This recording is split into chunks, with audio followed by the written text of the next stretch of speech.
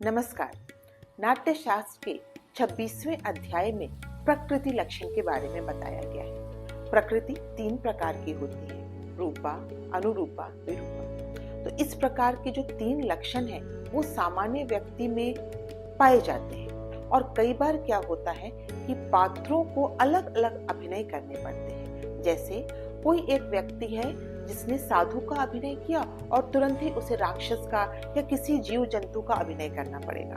तो वह क्या करेगा, जब उसकी पूरी ही प्रवृत्ति या पूरी ही प्रकृति बदल जाती है तो वह क्या करता है, अगर उसने हम एक सोचते हैं कि अगर उसने साधु का अभिनय किया और उसको तुरंत ही राक्षस का अभिनय करना है तो सारी प्रकृति उसको बदलनी पड़ेगी, अर्थात उसकी भाव भंगिमा, बोलचाल या मंच पर प्रवेश, किस तरीके से वो अकड़ के आएगा और इसके पहले कैसे वो साधु था, ये सारी प्रकृति उसको सीखनी पड़ेगी। इसी प्रकार से अगर राक्षस का अभिनय करना है तो हो सकता है मुखौटा भी धारण करे, या फिर किसी जानवर का अभिनय करना है तो उसके पास में 2-4 अलग से उसको एक अलग से हाथ लगाने पड़े, या फिर अलग से कुछ और उसको अपने साथ में प्रॉप लेने पड़े।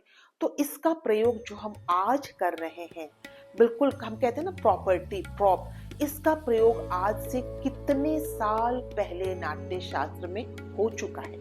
और इसी अध्याय में आचार्य के 6 गुण और 6 दोषों का भी के बारे में भी बताया गया है। और इसी अध्याय में हमारे जो आचार्य हैं उनके 6 गुणों को और 6 दोषों को भी बताया गया है। और इसमें एक मुख्य बात यह है कि प्रकृति के 3 अव्यय बताए गए हैं, वो हैं अनुरूपा, विरूपा और रूप अनुरूपा। तो इस प्रकार हमने देखा 26वें अध्याय का क्या महत्व है और यह कितना हमारे लिए जरूरी है। दरअसल नाट्य शास्त्र का हर भाग बहुत इंपॉर्टेंट है। अगर हमें उसे पढ़ना है तो हम उसे पढ़ें, और हमने उसको सहजता से आपके पास इसलिए दिया ताकि उस आपका जो इंटरेस्ट है या आपका जो कौतूहल है वो इस विषय में बनता रहे।